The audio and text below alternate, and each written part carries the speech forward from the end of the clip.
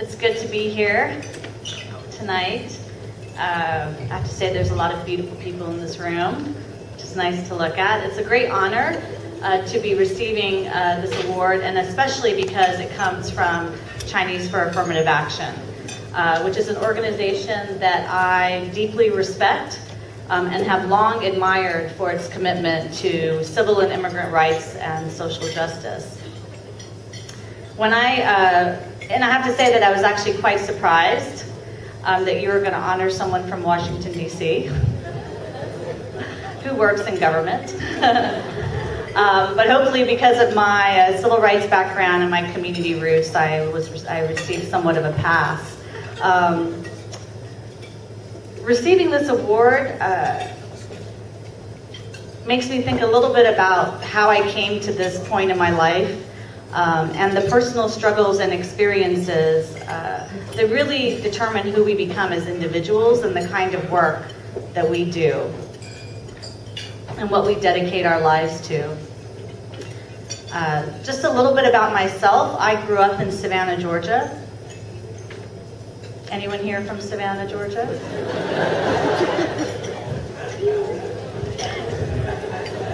Didn't think so.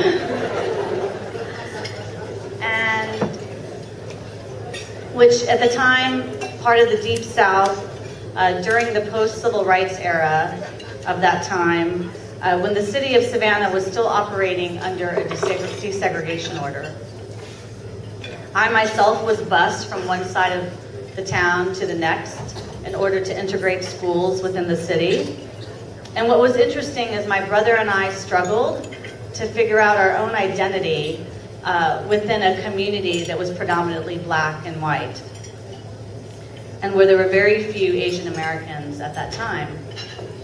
Of course, today, the South looks very different. And in fact, the entire country is looking very different demographically. You know, it's interesting, when I first came to California when I was 28.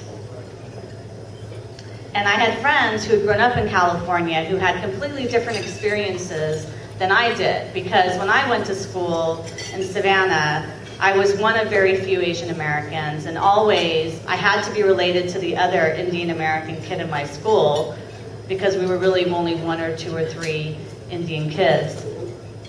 And so when I came to California and I saw all these Asian Americans, I could not honestly believe what I was seeing. To have this kind of community, I know hopefully many of you don't take that for granted. And I wish that I had had that kind of experience growing up.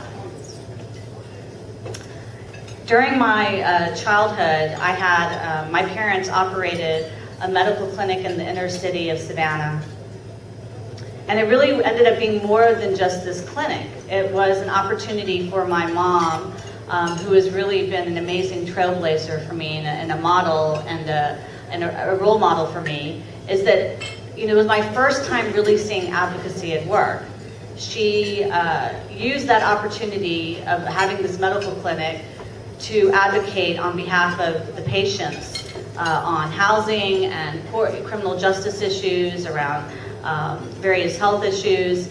And those patients in that clinic became a part of our extended family. And as a high schooler, I saw how relentless advocacy can move mountains. At the same time, I also developed my understanding of race, ethnicity, and gender through this lens of being an Indian immigrant, growing up in the South, and witnessing these societal inequities. You know, I became, in trying to understand myself, really started to identify myself as first a person of color living in the South, then Asian American, then South Asian, then Indian American, then from a specific community of where my family is from in India.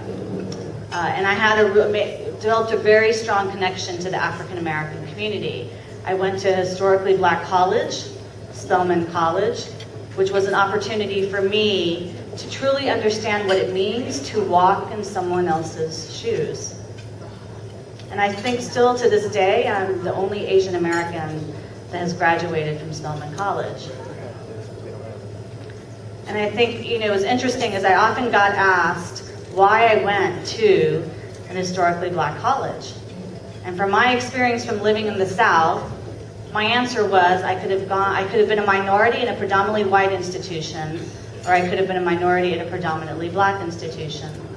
But I felt like I was getting a completely different experience by attending Spelman College. I had these two very profound experiences, living in the Deep South and seeing someone like my mom who struggled financially to support her family, but at the same time gave so much back to her community. And what's interesting is that now she is retired and in her 70s, and she has given up advocacy for line dancing. Who knows what line dancing is all about? All right? So she is really taking Savannah by storm. She's on the cover of the Senior Citizen magazines. She's being asked to teach at all these senior citizen centers. She's making me videotape her and put her on Facebook. And she's having the time of her life. And I say to myself, where else in this country, growing up in the South, working in the African American community, having parents who really showed me so much about what it meant to go beyond your own community, that really informed why I do the work I do today as part of the director of the White House Initiative. And so in a lot of ways, I'm accepting this award on behalf of her. And I have to say, when I was hoping that I would have the opportunity to direct the White House Initiative, I wanted to make sure that I was going to approach the job with the same vigor and conviction that my parents had when they ran their medical clinic in Savannah. And if I ever felt that I couldn't be true to this mandate of what we had set out to do, which is specifically to increase access and resources for underserved Asian Americans, Native Hawaiians, and Pacific Islanders, I was going to move on. I wasn't going to necessarily attach my name to a program that I didn't feel strongly about. Well, I'm still here, and I feel that we're doing great work.